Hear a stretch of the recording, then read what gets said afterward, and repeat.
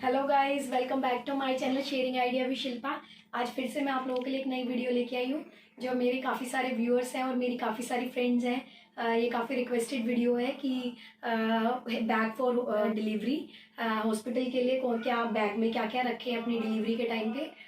और मैंने सोचा कि इस पे अपना एक्सपीरियंस शेयर करते हैं कि हमने अथर्व के टाइम पे हम क्या क्या लेके गए थे और किन किन चीज़ों की ज़रूरत रहती है हॉस्पिटल के अंदर। So let's start. सबसे पहले मैं आपको बताऊंगी कि आपको बेबी के बैग में क्या क्या रखना है बेबी के लिए।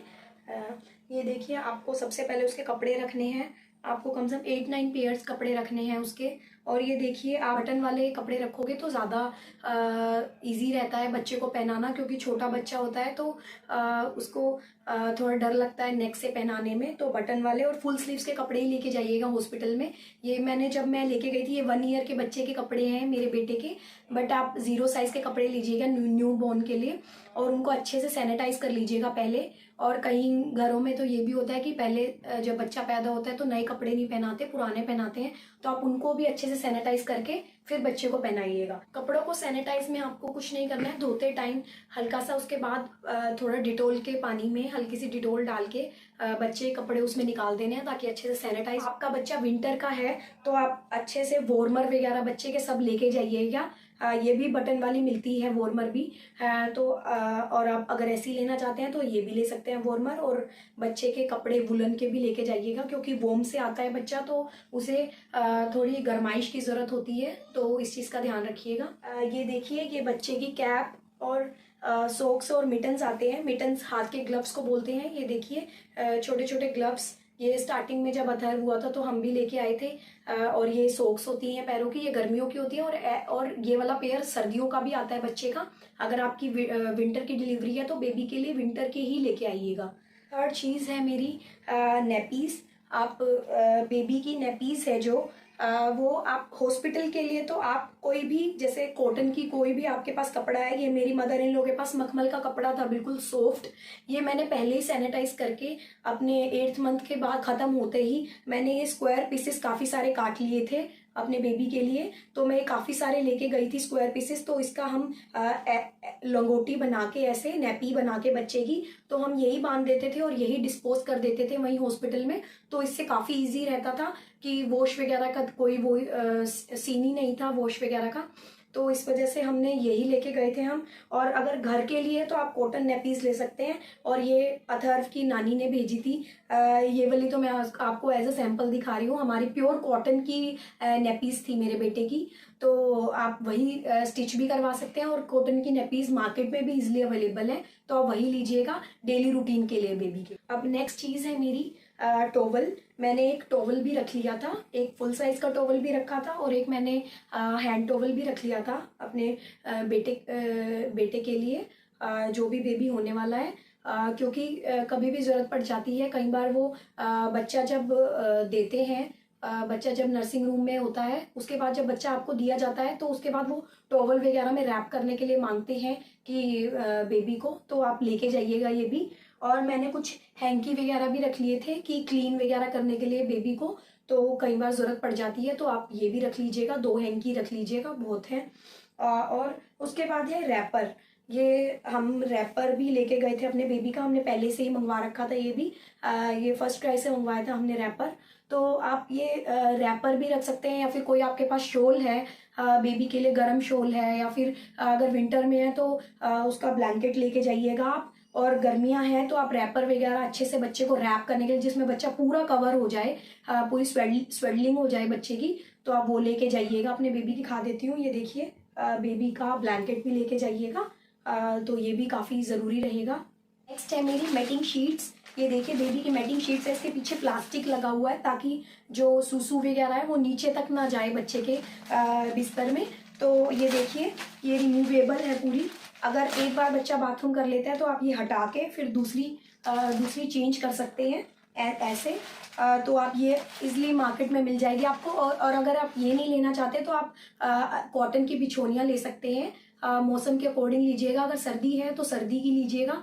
तो वो आप काफ़ी सारे रख लीजिए, एटलीस्ट 10-12 रख लीजिए, क्योंकि हॉस्पिटल में 4-5 डेज में काफ़ी ज़रूरत पड़ती है और बच्चा सूसू पोटी वगैरह कर देता है तो आपको वो काफ़ी बार चेंज करनी पड़ेगी, तो वो रख लीजिए। अभी है मेरे पास मैटिंग शीट, ये देखिए, ये भी हमने फर्स्ट क्राई से मंगवाई थी। ये देखिए, इसके नीचे भी प्लास्टिक लगा हुआ है, रिमूवेबल है। ये 3-4 का पेयर आता है, तो ये बार बार चेंज कर सकते हैं हम। प्लास्टिक शीट के ऊपर वाली जो मैटिंग शीट है, ये आपका ऐसा नहीं है कि हॉस्पिटल बाद में भी आपकी 6-7 मंथ्स तक बहुत काम आती है बेबी की। हमारे अथर्व के टाइम पे बहुत यूजफुल रही है ये बार बार चेंज करने में। और ये नेक्स्ट है मेरा डायपर।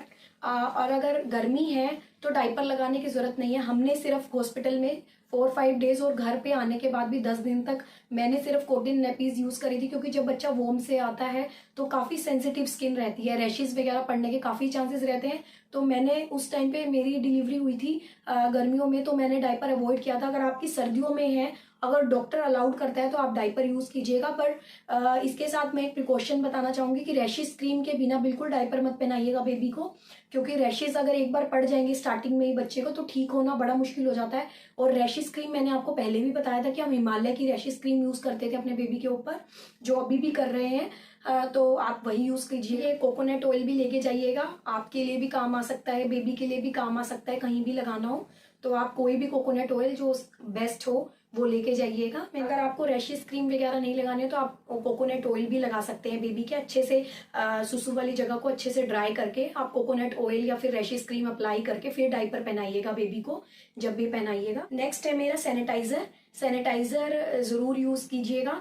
बेबी जैसे ही होता है, मेरी डिलीवरी के टाइम पे तो ये कोविड वगैरह का कुछ भी नहीं था सीन, तो इस वजह से हमने फिर भी सैनिटाइजर यूज़ किया था। कोई भी रिलेटिव आता है या फिर कोई भी बाहर से आता है आपके बेबी को कैरी करता है तो उसको सबसे पहले सैनिटाइजर दीजिए, वो सैनिटाइज करके ही आपके बेबी को लेगा। इससे हाइजीन मेंटेन रहती है और बेबी को भी इन्फेक्शन होने के कम चांसेस रहते हैं, क्योंकि बच्चा छोटा होता है तो इन्फेक्शन जल्दी पकड़ लेता है। तो आपको इन चीज़ों में भी बहुत हाइजीन मेंटेन करके रखनी है, सैनिटाइज करके रखना है सब कुछ। और मेरा लास्ट है कटोरी चम्मच। प्लीज़ बाउल और स्पून रखना मत भूलिएगा। जैसे कई बार सी सेक्शन डिलीवरी होती है तो एकदम से मदर का फीड नहीं आता है, क्योंकि मेरा भी 4th डे आया था मदर का फीड, तो आपको फॉर्मूला मिल्क पिलाने की ज़रूरत पड़ सकती है बेबी को। तो आप कटोरी चम्मच अपना ही लेके जाइएगा, ताकि किसी भी टाइम आप अपनी कटोरी चम्मच से बच्चे को फॉर्मूला मिल्क पिला सके। तो आप ये भी अपने साथ कैरी कर लीजिएगा। नेक्स्ट है बेबी वाइप्स। बेबी वाइप्स भी बहुत इंपॉर्टेंट है बेबी के लिए। मैं बताती हूँ आपको कि मदर के बैग में आपको क्या क्या रखना है डिलीवरी के टाइम पे। ये देखिए, फर्स्ट ये है कि मैटरनिटी गाउन। ये है मैटरनिटी गाउन, मैं आपको दिखा देती हूँ। ये देखिए, ये गाउन है, वो मैटरनिटी गाउन है। ये देखिए, इसमें चेन लगी हुई है फ्रंट में। फ्रंट चेन वाले जो होते हैं वो काफ़ी इजीली रहते हैं बेबी को फीड कराने में और स्टार्टिंग में डिलीवरी के टाइम पे। तो मैंने गाउन ही लिए थे डिलीवरी के टाइम पे। मेरी गर्मियों में थी तो मैंने कॉटन का गाउन लिया था, तो ये मैंने सर्दी में मंगवाया था गाउन। तो ऐसा ही कॉटन का गाउन भी मिलता है अगर आपकी समर में है डिलीवरी, और विंटर में है तो विंटर का गाउन भी अवेलेबल है मार्केट में, तो आप यही लीजिएगा। क्योंकि सी सेक्शन डिलीवरी में तो स्टिचेस वगैरह भी लगते हैं, तो आराम से गाउन में थोड़ा कंफर्टेबल रहता है।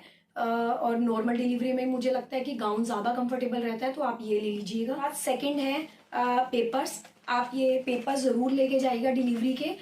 इसमें आपको मैं बता देती हूँ, आपको पेपर्स में क्या क्या रखना है। लेटेस्ट अल्ट्रासाउंड रखना है, जो आपकी थ्रू आउट द प्रेगनेंसी जो भी आपकी हेल्थ रही है, जो भी आपकी रिपोर्ट्स रही है, वो सब आपको कैरी करनी है। आपका ब्लड ग्रुप वगैरह की जो भी रिपोर्ट्स वगैरह हैं, और आपको आईडी प्रूफ्स भी रखने हैं, अपने आधार कार्ड वगैरह।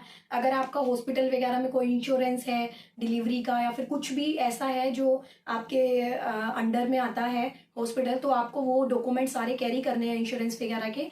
तो आप ये चीज़ का ध्यान रखिएगा। नेक्स्ट मैं आपको बताती हूँ, ये देखिए, ये कॉटन दुपट्टाज हैं। मैंने ये 2 कैरी करे थे अपने साथ। कई बार डिलीवरी होने के बाद सिर में हवा लगती है, तो आपको ये भी मैंने ओढ़ा था ये। तो आप इससे अपना हेड कवर कर सकते हैं इन कॉटन के दुपट्टों से। तो अगर सर्दी है तो आप गर्म रख सकते हैं, पर ये भी सही रहता है कॉटन की। तो फिर मैंने ये भी रखी थी। आप अपने साथ 2-3 ये स्टोल कैरी कर लीजिएगा, ताकि आप हेड वगैरह कवर कर सकें अपना। और चाहे मेरा सॉक्स, जब डिलीवरी के लिए चाहिए तो सॉक्स भी रख लीजिएगा। कई बार डिलीवरी होने के बाद ठंड वगैरह लगे तो आप ये वियर कर सकते हैं। तो ब्लैंकेट वगैरह तो आपको हॉस्पिटल से ही अवेलेबल हो जाता है। और उसके बाद नेक्स्ट है पैंटीज़। अपनी पैंटीज़ रखना मत भूलिएगा। ओल्ड पैंटीज़ भी रख सकते हैं क्योंकि डिलीवरी होने के बाद ब्लीडिंग वगैरह काफ़ी होती है, तो आप वो लेके जाइएगा अपनी। और डिस्पोजेबल पैंटीज़ भी रख सकते हैं आप, ताकि वहीं डिस्पोज कर सकें। और नेक्स्ट है मेरा सैनिटरी पैड। सैनिटरी पैड लेके जाना तो बिल्कुल भी मत भूलिएगा। और उसके बाद है ये कुछ बेसिक नेसेसिटी की चीज़ें हैं, जैसे कोम वगैरह, तो आप ये भी रख सकते हैं। कोम है, रबड़ बैंड है, और जो बॉडी लोशन वगैरह आपको जो भी रखना है अपने लिए, तो आप वो भी थोड़ा बहुत सामान लेके जा सकते हैं। किट बना लीजिएगा, तो उसमें सारा कैरी करके लेकर आप अपनी केटल लेके जाइएगा जिसमें गर्म पानी रह सके। डिलीवरी होने के बाद थोड़ा ठंडा पानी अवॉइड करते हैं और ल्यूकम वाटर ही पीजिएगा। तो मैं अपनी केटल अपने साथ लेके गई थी ताकि मैं बार बार थोड़ा थोड़ा पानी पी सकूं, तो मैं ल्यूकम वाटर ही पी रही थी बार बार। तो ये मैंने अपने पास ही रखी थी, तो आप भी लेके जाइएगा। मेरा नर्सिंग ब्रा वो भी रखना मत भूलिएगा, क्योंकि आपको हॉस्पिटल में बेबी को फीड कराना होगा, तो नर्सिंग ब्रा में काफ़ी इजी रहेगा आपको। तो इन चीज़ों का ध्यान रखिएगा। जो ये बेसिक नेसेसिटी की चीज़ें हैं मदर के लिए, मैंने सब बता दी हैं। अगर फिर भी कोई स्किप हो गई है मुझसे, तो आप प्लीज़ उसका सजेशन आप मेरे को कमेंट बॉक्स में दे सकते हैं। अगर आपको ये वीडियो पसंद आया तो प्लीज़ अपने फ्रेंड्स वगैरह के साथ शेयर करिएगा जिनकी डिलीवरी पास है बहुत। तो ये चीज़ें हॉस्पिटल के लिए बहुत इंपॉर्टेंट रहती है, चाहे कितनी भी फैसिलिटी हो हॉस्पिटल के अंदर, बट ये सारी नेसेसिटी की चीज़ें हैं जो हर जगह ज़रूरत पड़ती है।